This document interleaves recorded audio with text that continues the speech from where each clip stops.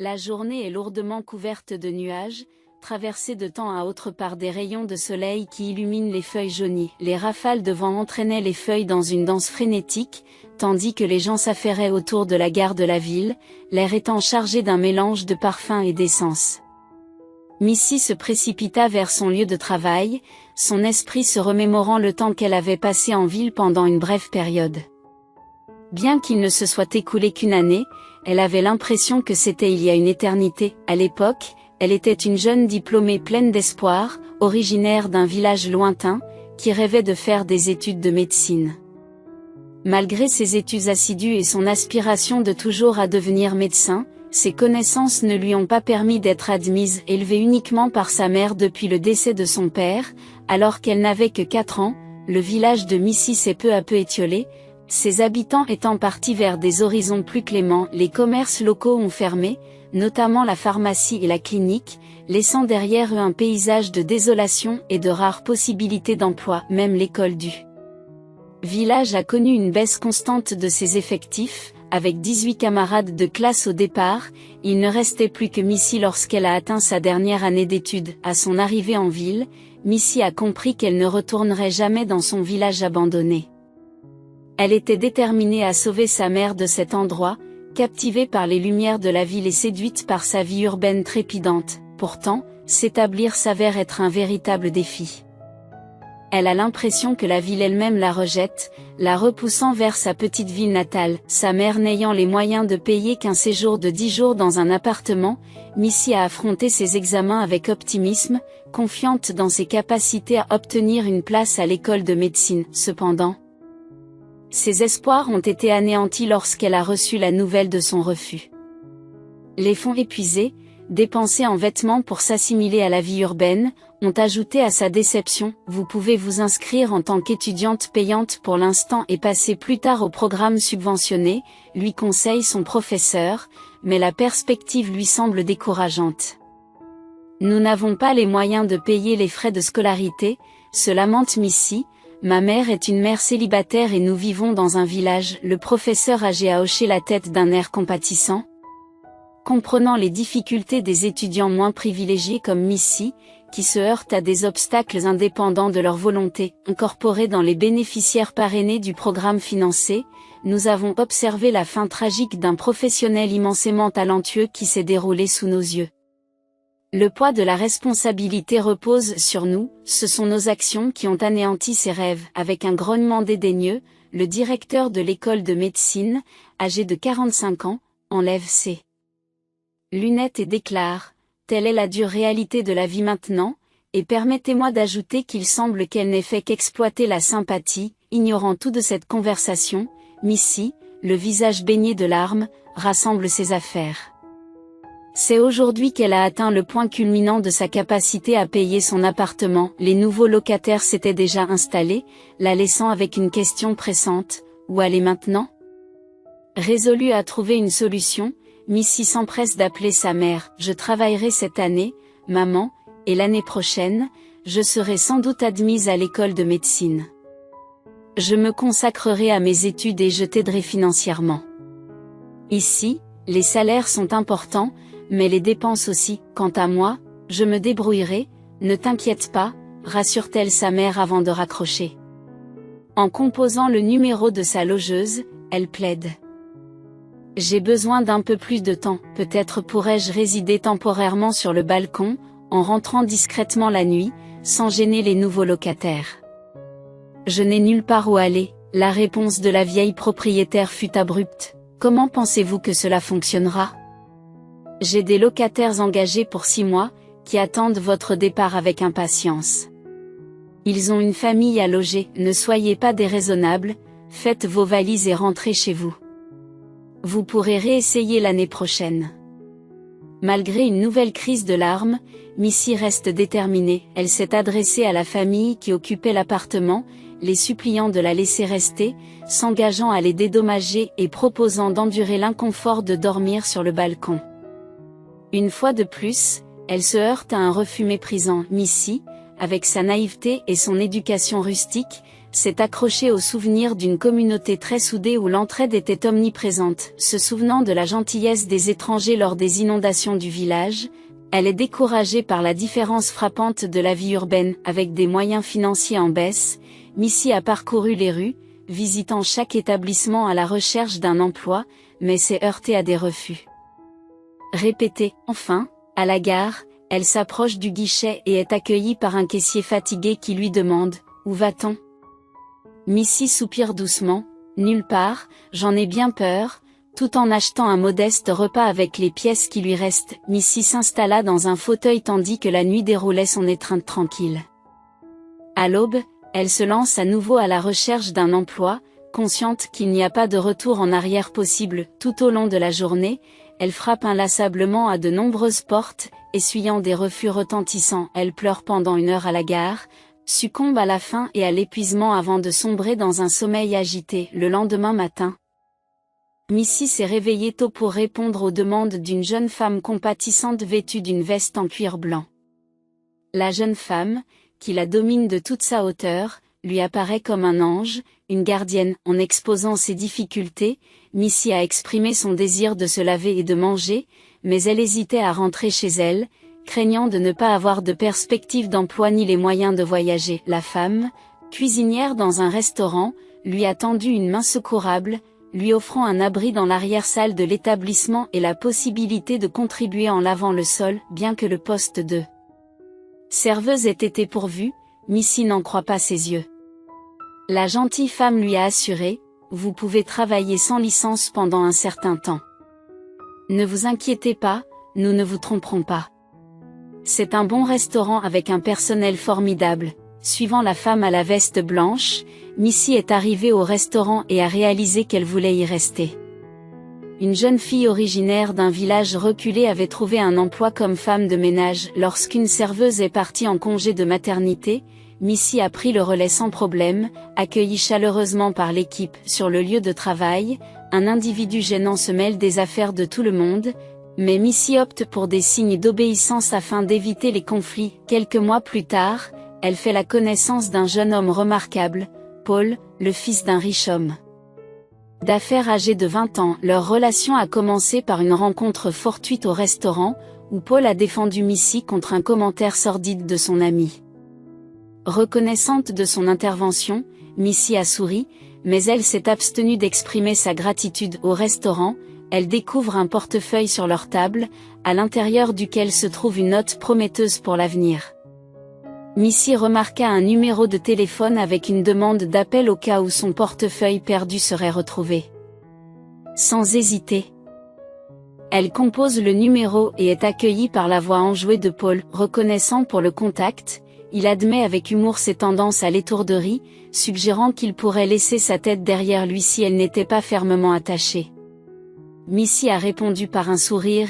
Le soir même, ils se sont donné rendez-vous au parc. Alors que Paul Y attendait intentionnellement, Missy, qui rentrait chez elle après son travail et se dirigeait vers la chambre qu'elle avait louée, l'a rencontré près de sa voiture.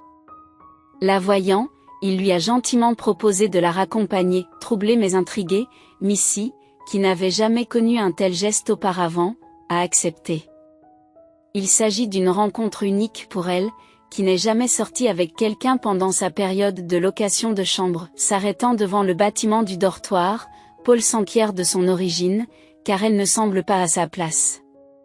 Rougissante, Missy avoue qu'elle ne connaît pas la région. Paul, compréhensif, explique que le bâtiment abrite généralement des étudiants ou des personnes en ville pour le travail. Ils ont échangé leurs expériences, discutant de la transition de Paul d'étudiant en médecine à professionnel, et des défis de la vie rurale. En évoquant son désir d'une vie à la campagne avec de l'air frais et un ciel étoilé, Missy s'est esclaffée, reconnaissant l'image idéalisée qu'en donnent les films. Paul est d'accord, ajoutant une dose de réalité sur les tâches exigeantes de l'agriculture et de l'élevage.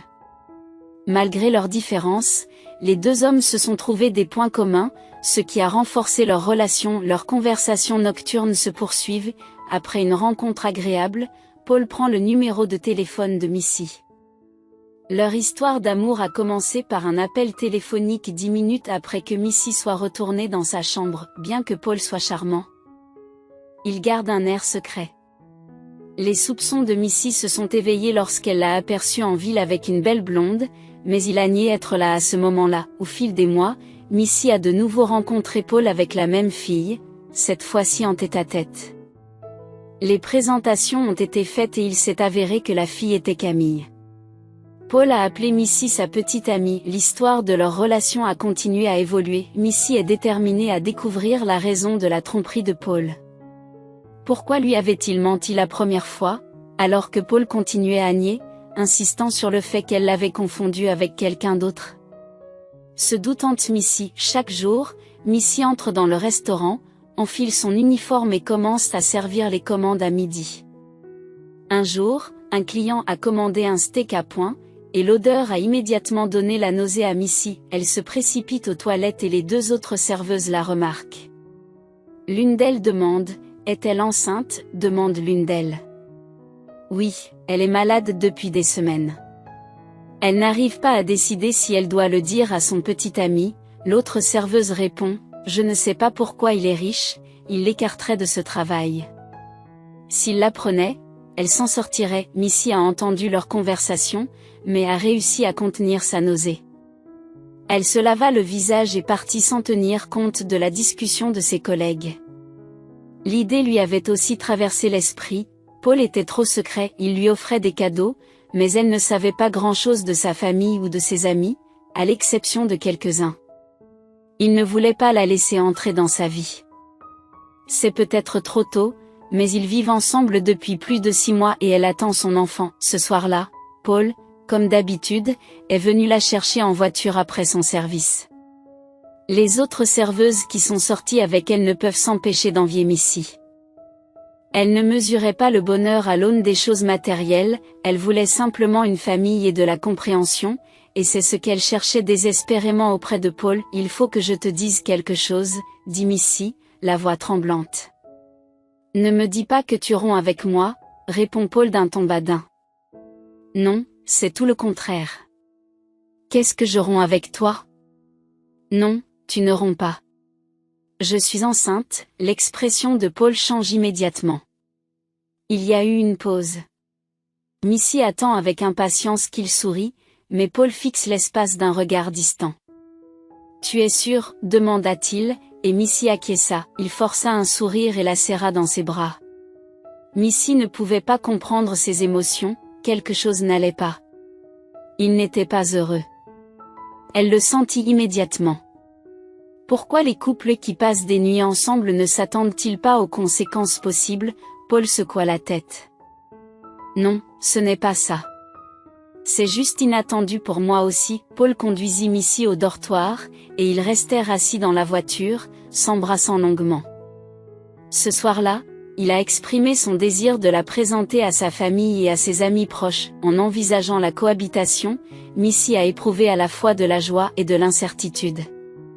Elle a senti un malaise chez Paul, craignant qu'il ne retarde leur projet de fonder une famille. Au lieu d'attendre avec impatience une demande en mariage et la présentation de sa famille, elle s'est retrouvée dans l'expectative alors que la présence de Paul se faisait plus rare, invoquant des obligations professionnelles. L'appréhension de Missy grandit, l'incitant à remettre en question les intentions de Paul, notamment en ce qui concerne l'avenir de leur relation et sa réticence à impliquer sa famille. Face à cette question, Paul s'est défendu en invoquant des problèmes personnels et en affirmant qu'il ne s'engageait qu'envers Missy et leur enfant à naître. Se sentant rejetée et isolée, Missy est partie. Réalisant qu'elle devait prendre en charge sa grossesse et prendre un rendez-vous pour une échographie qui tardait à venir, à l'approche de l'hiver, Missy, consciente de l'évolution de son corps et de l'imminence du froid, s'est aventurée à acheter des vêtements plus chauds, consciente de sa silhouette en expansion et du besoin de praticité au milieu des problèmes de transport, y compris un trajet en taxi interrompu par un accident mineur et l'altercation qui s'en est suivie, Missy a relevé les défis avec un esprit déterminé. Quel chemin devons-nous choisir? Demande le chauffeur de taxi. Missy acquiesce, mais son attention est rapidement détournée par la vue d'un homme ébouriffé serrant un enfant en bas âge sur le bord de la route. Il semblait chercher désespérément à se faire déposer, mais les voitures passaient sans s'arrêter. Pourriez-vous vous garer ici, s'il vous plaît, demande Missy, la voix teintée d'inquiétude. Le chauffeur de taxi renifle avec dédain, remettant en question l'idée d'aider l'étranger sans abri. On va vraiment ramasser ce vagabond ? Remarque-t-il, affichant son indifférence. Choqué par son insensibilité, Missy insiste, il tient un bébé dans ses bras, s'il vous plaît, arrêtez-vous. Je vais payer sa course. À contre-séhur, le chauffeur de taxi acquiesce, mais d'un air mécontent.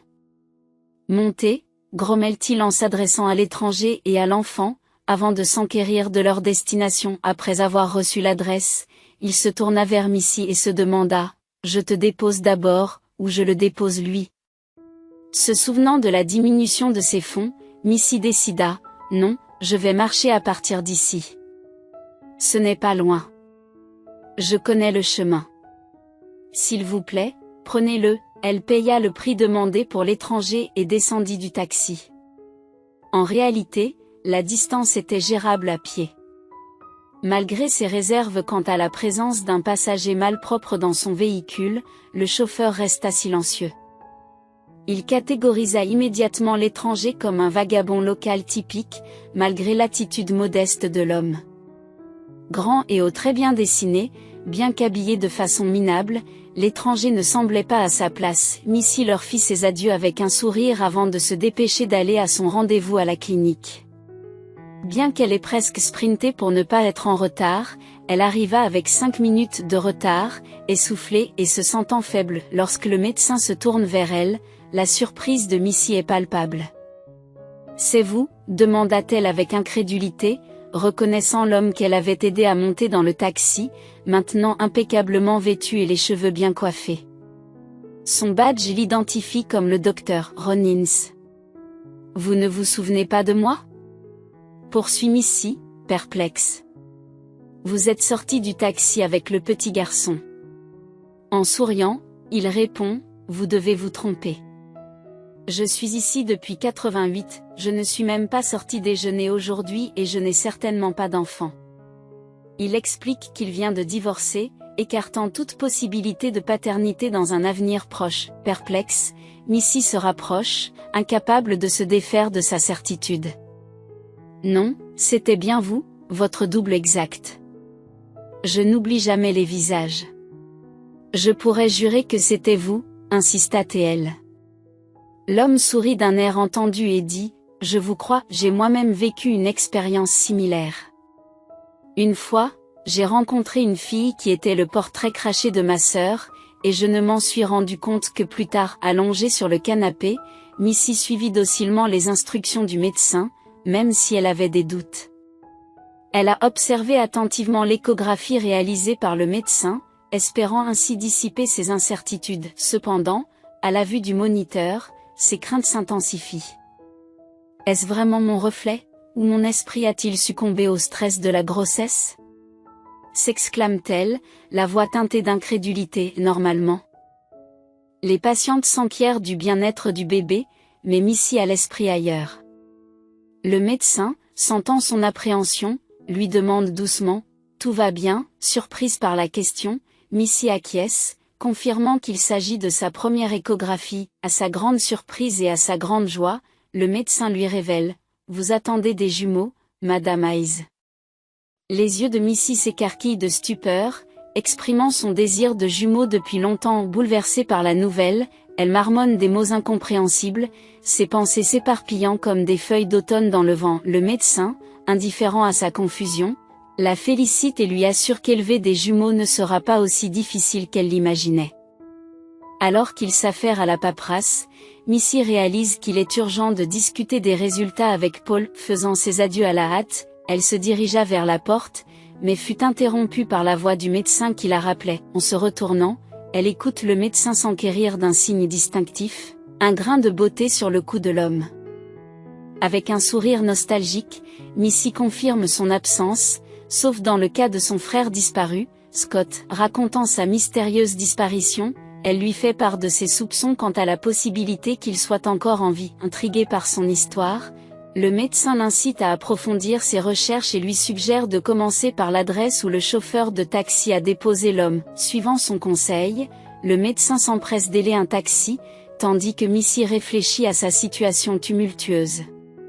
Pendant le trajet du retour, en réfléchissant au comportement distant de Paul et à l'imminence de leur maternité, elle ne peut se défaire d'un sentiment de malaise. Après une douche rafraîchissante, elle a tenté de partager la nouvelle de l'échographie avec Paul, mais a été interrompue par son départ précipité.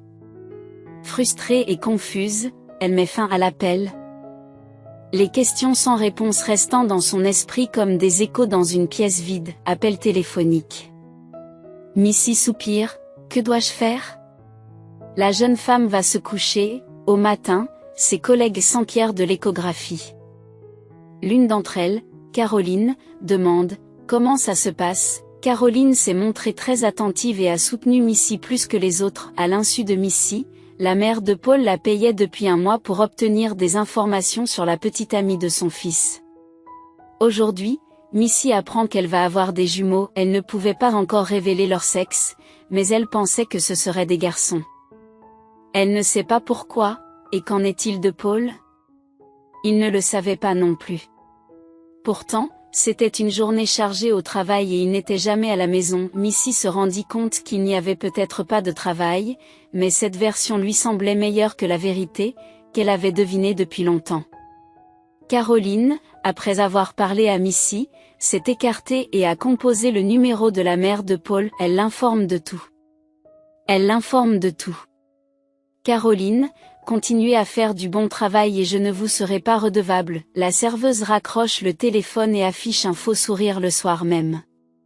Paul avait une conversation qui l'attendait à la maison. Quand as-tu l'intention de me parler de ta petite amie enceinte? Lui demande sa mère. Paul ne sait pas quoi faire. Il a pensé à le dire à sa mère, mais il s'est rendu compte qu'elle comprendrait difficilement et accepterait une fiancée d'un autre statut social. Maman, elle est gentille.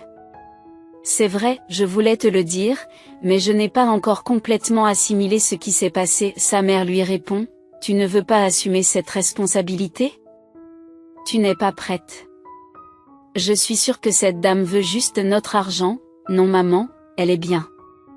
Puisque tu sais tout, j'aimerais la ramener à la maison.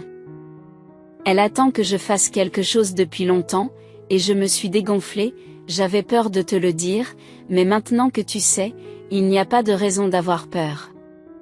Elle porte ton petit-fils dans son cœur. La mère de Paul, une femme d'une 50aine d'années, était très mince et toujours bien habillée. Paul ne se souvenait même pas de ce à quoi sa mère ressemblait sans maquillage. Paul. Tu as perdu la tête? Je t'ai dit de ne pas t'engager avec des idiots de bas étage, elle veut juste notre argent. Elle a obtenu un certificat de grossesse, quelque part, et maintenant elle s'en vante auprès de tout le monde. Comment crois-tu que je l'ai découvert? Tu ne reverras plus cette fille. Tu m'entends, Paul? Il a tapé de la main sur la table. Toute sa vie, ses parents avaient pris les décisions à sa place. Pour la première fois de sa vie, il a voulu se défendre. Elle porte mon bébé, je ne la quitterai pas. Je t'exclurai du testament, tu seras aussi pauvre qu'elle, et ne nous mentons pas, c'est une fille comme les autres qui cherche un soutien financier, pas quelqu'un pour qui il vaut la peine de défier sa famille. Si tu te rebelles, j'en informerai ton père et il l'emmènera tout simplement. Tu sais comment ton père résout les problèmes, dit Paul en secouant la tête, ne lui dis pas que je t'ai entendu, puis il bloqua le numéro de mademoiselle sur son téléphone et expira de soulagement. Il se sentait vraiment soulagé. Il n'était pas préparé à avoir des enfants et une famille, c'est arrivé comme ça. Il ne pouvait pas non plus exprimer directement ses sentiments, il ne voulait pas que Missy soit déçue par lui, l'accusant une fois de plus de ne pas être un homme. Il valait mieux que ce soit ainsi. Elle comprendrait, s'en sortirait, et il pourrait continuer comme si de rien n'était. Missy a appelé pendant quelques jours. Puis elle est devenue désespérée. La famille de Pau était bien connue et il n'était pas difficile de trouver leur résidence. Elle décida de le localiser et de parler à ses parents. Ils doivent être impatients d'avoir des petits-enfants. Elle pensait que son père et sa mère l'écouteraient et guideraient leur fils timide. Elle espère qu'ils l'aideront à trouver une bonne clinique. Après tout, les grossesses multiples sont un véritable défi. Bonjour, je m'appelle Missy. Je m'appelle Missy, annonça-t-elle à l'entrée de leur manoir. Madame Goldsmith, la mère de Poe, lui ouvre la porte. Je sais qui vous êtes et je sais ce que vous allez dire, il n'est pas trop tard pour y mettre fin maintenant, chérie. Tu ne peux pas porter de jumeaux de toute façon, je te donnerai de l'argent pour ta peine.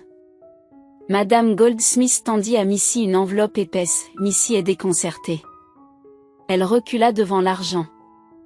Je vais avoir un bébé. Voici mes enfants et vos petits-enfants. Tu voudras les voir plus tard. Je n'ai besoin de rien de votre part, mais nous sommes une famille, Madame Goldsmith rit. Qu'est-ce que la famille ? Vous êtes sous traitement ? Je ne vais pas être apparentée à toutes les femmes en liberté. Mon fils est coupable, mais vous l'êtes aussi. Il existe des pilules qui peuvent empêcher une telle issue, et puisque vous avez décidé de faire quelque chose d'aussi stupide que d'accoucher, c'est de votre propre faute. Sachez que vous ne vous en sortirez pas, je connais tout le monde dans cette ville, je contrôle les tribunaux et les hôpitaux. Sous ma coupe, tu ne pourras pas prouver que tu es de notre famille. Les tests seront mélangés. Vos voisins me donneront leur témoignage. Si vous essayez de demander une pension alimentaire ou un centime, vos enfants seront élevés par d'autres et vous irez en prison. Fuyez-nous, saisissez l'argent et fuyez vers la clinique avant qu'il ne soit trop tard. Missy, répugnante et inculte, a reculé en réalisant. Elle s'est retrouvée sans voix devant cette femme. Elle se retourna rapidement et s'en alla. Madame Goldsmith ferma la porte derrière elle avec force, le son résonnant bruyamment. Sur le chemin du retour, Missy réfléchit à la perspective décourageante d'élever des enfants avec un homme comme Paul. Et s'ils héritaient des mêmes traits monstrueux que leur grand-mère, après tout, elle était leur parente. Elle caressa tendrement son ventre, bien décidée à ne pas laisser ses enfants suivre cette voie. Elle décida de les élever avec soin, persuadée que tout irait bien. Même de la lignée la plus troublée peuvent naître des enfants au cœur pur, alors que cette femme, bien qu'aisée matériellement, est moralement appauvrie. Missy a envoyé un message à Paul, l'informant de sa visite chez lui et du renvoi de sa mère. Elle déclare son intention de porter leurs jumeaux et rien d'autre.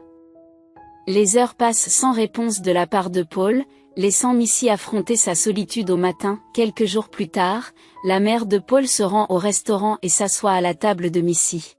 « Je suis venue pour parler », commence-t-elle. « Mon message précédent n'était peut-être pas clair. J'insiste pour que vous vous débarrassiez des enfants, je peux demander à mon médecin de vous aider. J'ai moi-même subi cette procédure 4 fois, 2 fois avant que Paul n'entre en scène.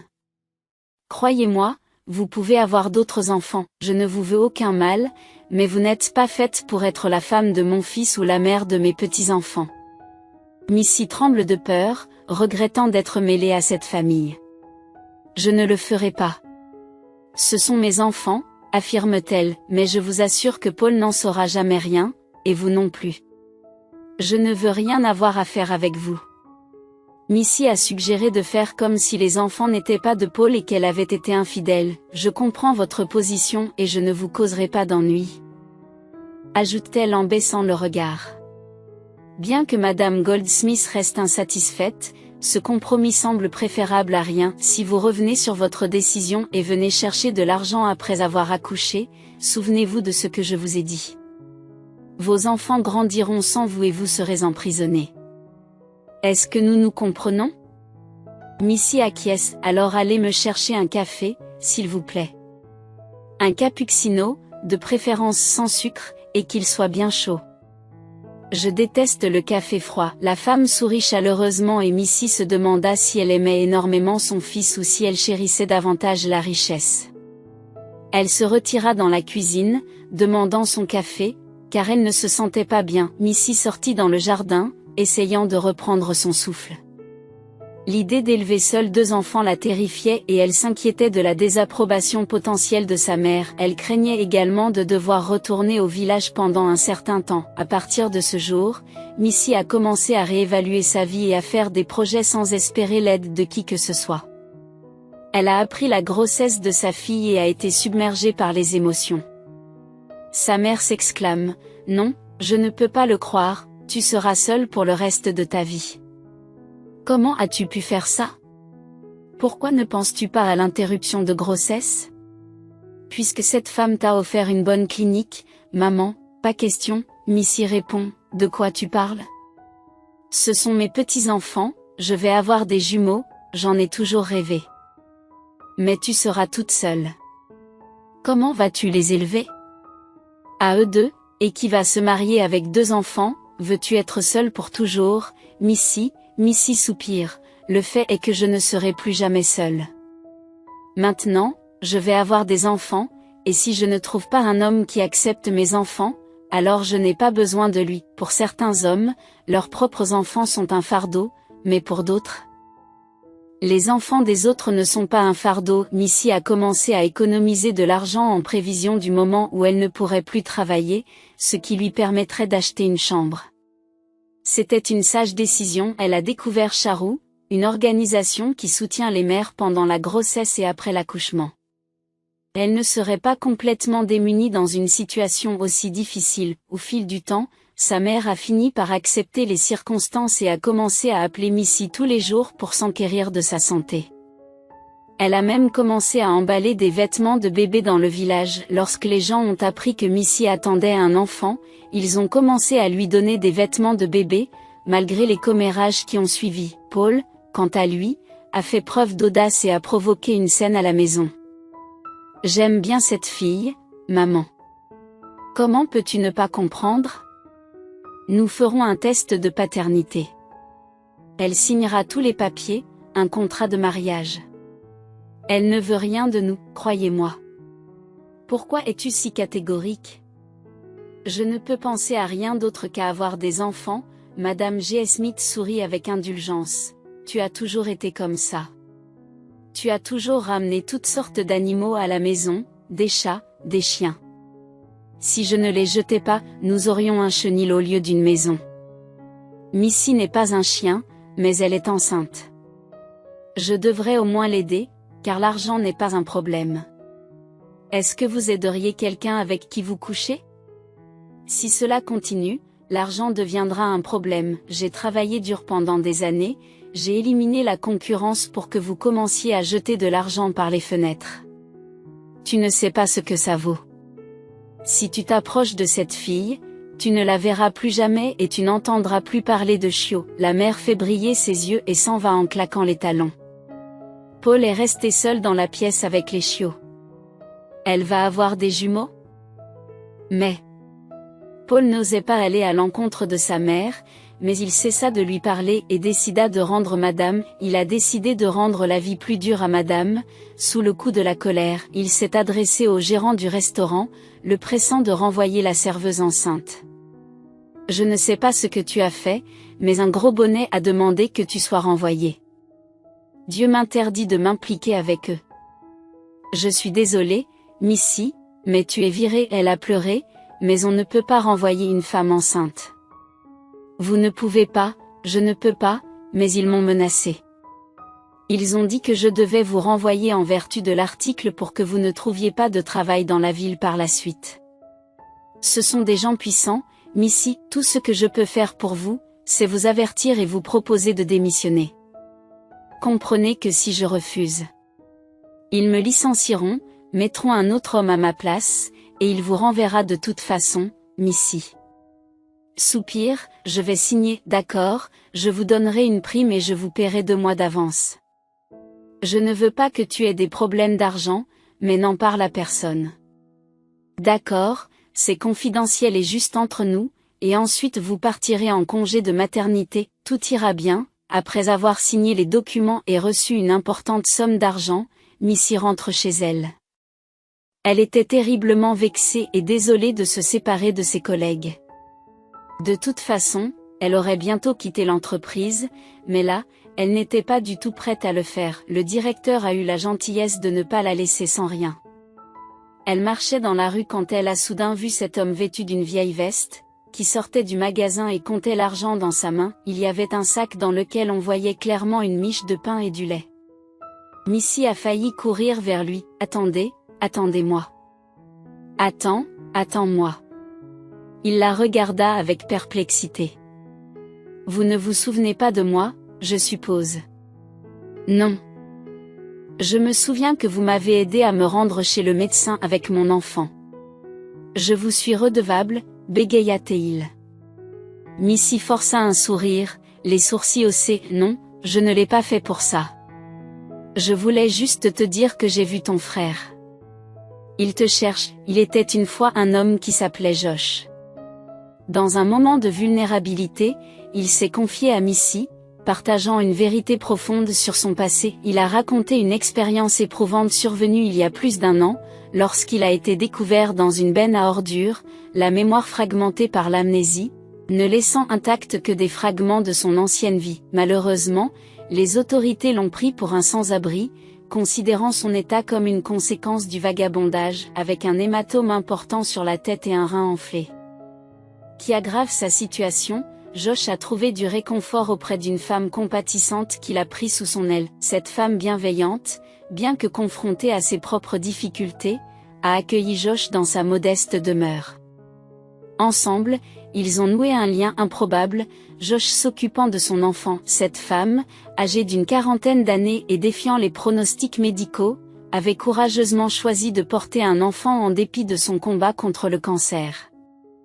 Alors que sa santé se détériorait et que la solitude s'installait, Josh est devenu un compagnon de route pour ces derniers jours. Leur humble logement, niché dans un immeuble vétuste à la périphérie de la ville, est devenu un sanctuaire pour Josh et sa nouvelle famille. Dans un moment de compassion, Missy a cherché à aider Josh dans sa quête de découverte de soi, suggérant qu'ils explorent des pistes pour découvrir sa véritable identité. Avec un mélange d'appréhension et d'anticipation, Josh a accepté, s'arc-boutant contre le froid mordant tout en faisant ses adieux à Missy, conscient du jeune Tommy qui attendait son retour. Alors que Missy entame son voyage avec le Dr. Ince, la possibilité de réunir Josh avec sa famille perdue de vue depuis longtemps est en suspens. Reconnaissant du soutien indéfectible de Missy, Josh a exprimé sa volonté de se tenir à ses côtés, lui offrant une présence inébranlable dans sa vie, quelle que soit l'issue. Malgré les incertitudes, Missy est restée déterminée à mener leur mission jusqu'au bout. Arrivés à destination,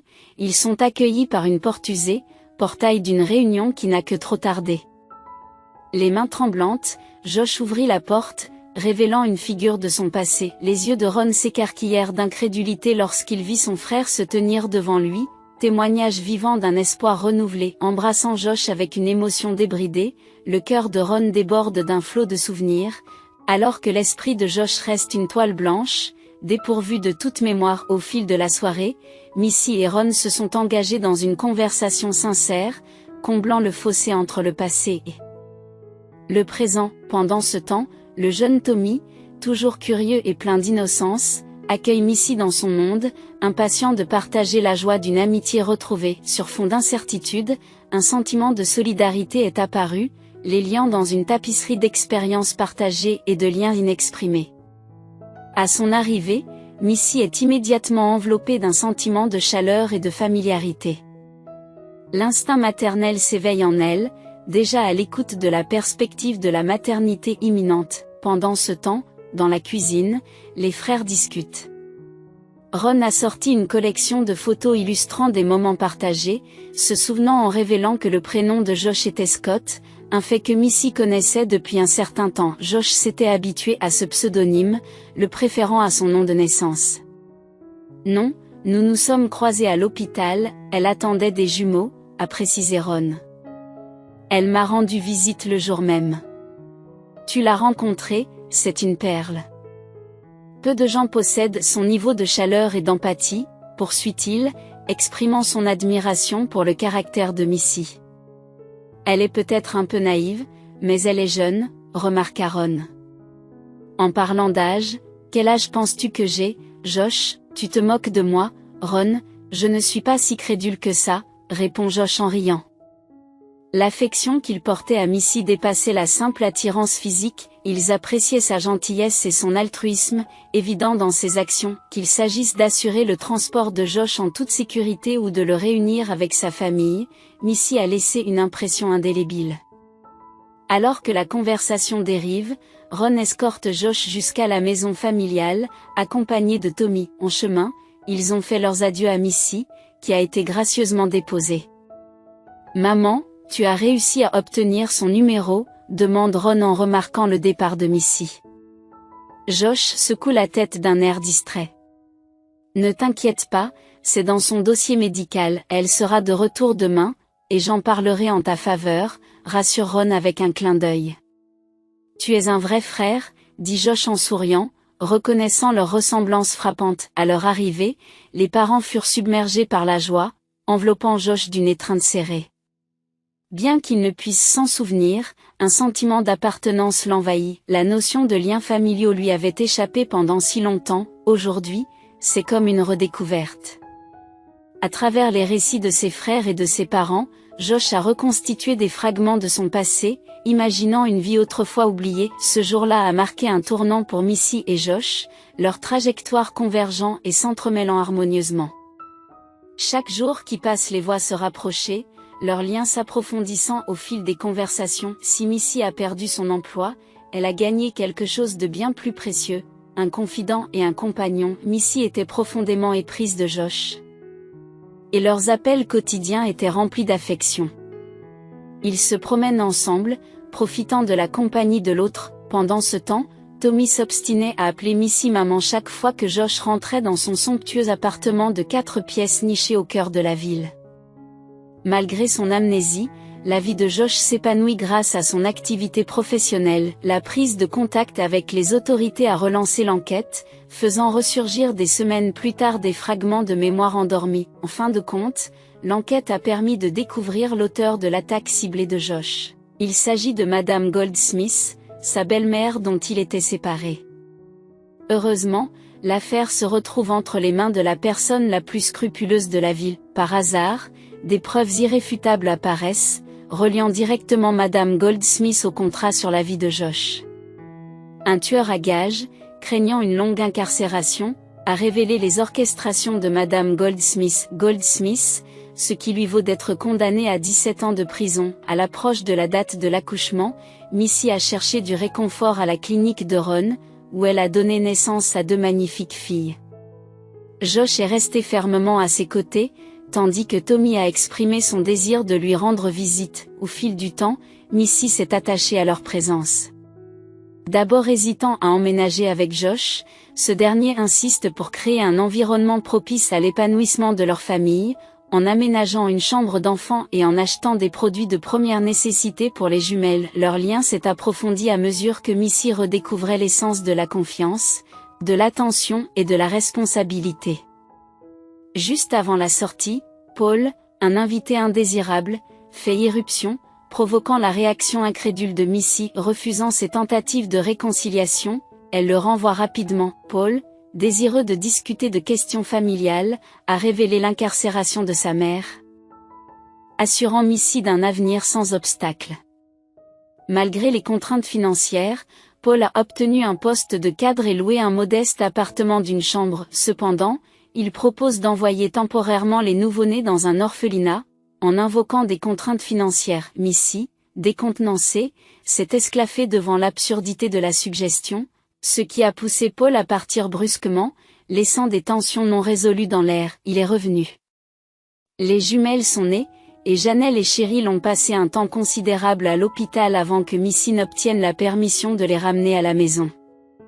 Josh, qui était venu la chercher, a transporté les filles vers une nouvelle maison et une nouvelle vie. Il a personnellement récupéré toutes les affaires de Missy dans la minuscule chambre louée qu'elle occupait auparavant, et elle n'y est plus jamais retournée. Au cœur de la ville, Missy habite désormais dans un appartement spacieux. Les filles grandissent peu à peu, et Tommy les adore, les considérant comme ses propres sœurs.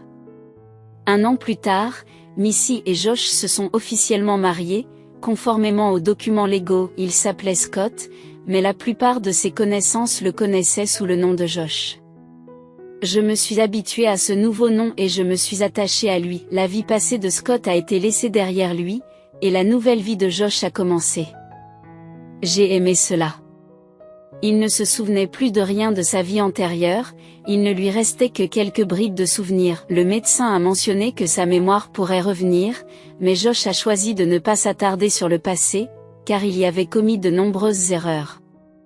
Ron l'a informé qu'il était autrefois accaparé par ses affaires et obsédé par la richesse, qu'il rendait rarement visite à ses parents en raison de sa peur des relations, car il considérait que toutes les femmes n'étaient intéressées que par sa richesse. Aujourd'hui, il est différent.